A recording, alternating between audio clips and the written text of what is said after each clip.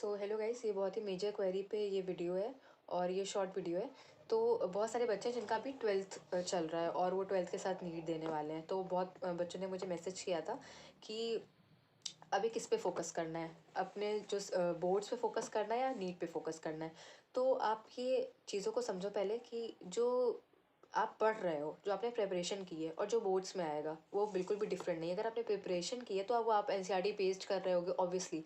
हाँ, ये बात सही है कि सर्टेन चीज़ें आपने ज़्यादा पढ़ी होंगी, कोचिंग्स में पढ़ाई जाती हैं, बट आपको एनसीईआरटी के आसपास ही रखा गया होगा। और इन केस अगर नहीं रखा गया है तो ये अच्छा टाइम है कि आप अपनी बोर्ड्स की तैयारी, मतलब एनसीईआरटी आप खोलो, आप पढ़ो। आपने पढ़ चुका है, एक बार चीज़ आप पढ़ चुके हो, आप तैयारी कर रहे थे 11th 12th से, अपनी चीज़ें पढ़ ली हैं। अब आप उसको एनसीईआरटीज़ के थ्रू रिवाइज़ करो। जब आप एनसीईआरटीज़ के थ्रू रिवाइज़ करोगे तो आप एग्ज़ाम की तैयारी आपकी ऑटोमेटिकली होती रहेगी और आप नीट का भी रिवाइज़ कर रहे हो। फोकस किस पे करना है? फोकस ये करना है कि अपनी क्वेश्चन प्रैक्टिस जो आप ड्यूरिंग प्रिपरेशन कर रहे थे ना, उसको नहीं छोड़ना है। और साथ में आप 1-2 घंटे निकालो, इंग्लिश पढ़ लो। जो एक्स्ट्रा सब्जेक्ट होता है, इंग्लिश होता है, हिंदी होता है, और अगर इसके अलावा कुछ होता है पीएड वगैरह अगर किसी का होता है तो आप 1-2 घंटा एक्स्ट्रा निकालो इन सब्जेक्ट्स के लिए। बाकी फिजिक्स केमिस्ट्री बायोलॉजी में आप एनसीईआरटी पढ़ो, क्योंकि सीबीएसई बोर्ड के हो तो एनसीईआरटी आएगी, और अगर आईसीएसई बोर्ड के हो, आईसीएसई बोर्ड के हो तो आपने जो कोचिंग वोचिंग में इतना सारा पढ़ा है ना, वो सब उसी से डिराइव्ड होता है। वही जो बुक होती है, ट्रूमन बुक, जो हमारी आईसीएसई में चलती है, ज़्यादातर मॉड्यूल्स वगैरह उसी से लेकर बनते हैं। ठीक है, तो आप बिल्कुल जो आपकी नोट्स हैं उसको अच्छे से पढ़ो। कुछ टीचर ने स्कूल से अगर शीट्स दे रखी हैं तो उसको करो, उसको अच्छे से पढ़ लो।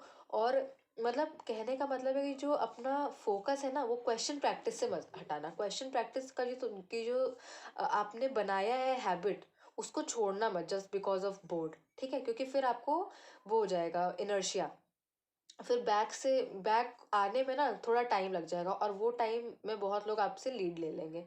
ठीक है, तो आप उसको मत छोड़ना, क्योंकि आप ये देखो, बोर्ड्स में आपको कोई बहुत 100% मार्क्स नहीं लाने हैं। ठीक है, 99% भी नहीं लाने हैं, आपको सेलेक्ट होना है पहले। इंपॉर्टेंस आपका वही है।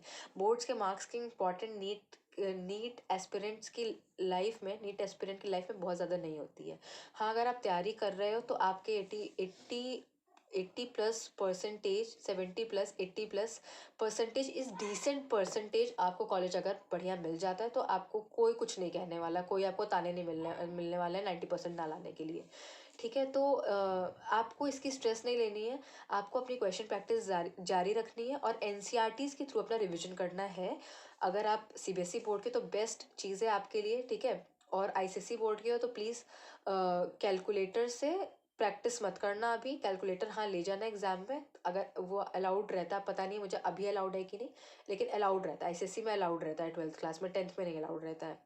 तो अपने मेन एग्जाम में भले ले जाना, वहाँ पे हेल्प हो जाएगी, लेकिन उसकी आदत डाल के प्रैक्टिस मत करना। और अगर आपको कोई शीट्स या वो एग्जाम इंपॉर्टेंट पॉइंट्स दिए हैं एग्जामिनर ने तो आप उसको लगाओ और अपना फोकस रखो। बस 1-2 घंटे निकालो इन सब्जेक्ट्स के लिए।